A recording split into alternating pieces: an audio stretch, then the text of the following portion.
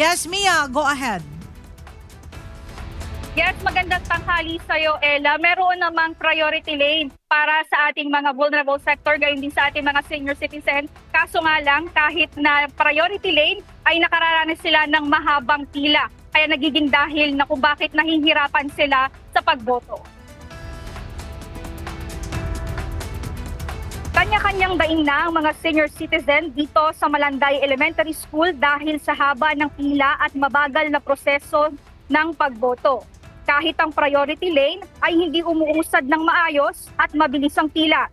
Si Aling Liwanag, 4 na oras na aniya siyang naghihintay para lang makaboto at si Mang Catalino na halos 5 oras ang ipinaghintay na inabot na aniya ng gutom. Hindi ko alam. Sa dami siguro ng tao. Mga senior? Oo, nakapila ba eh. Tagal, kanina pa. Gutom na nga ako eh.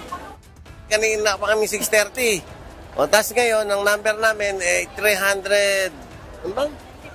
324. Ang sineservice pa lang, anong oras na ngayon? Alas 10:40.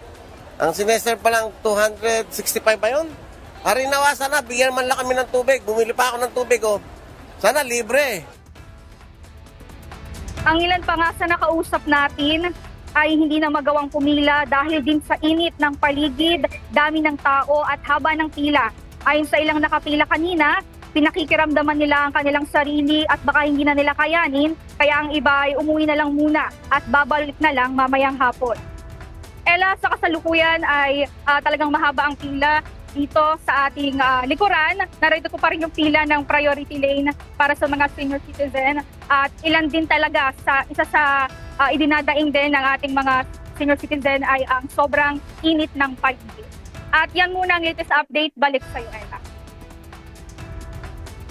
Maraming salamat, Mia Alonzo.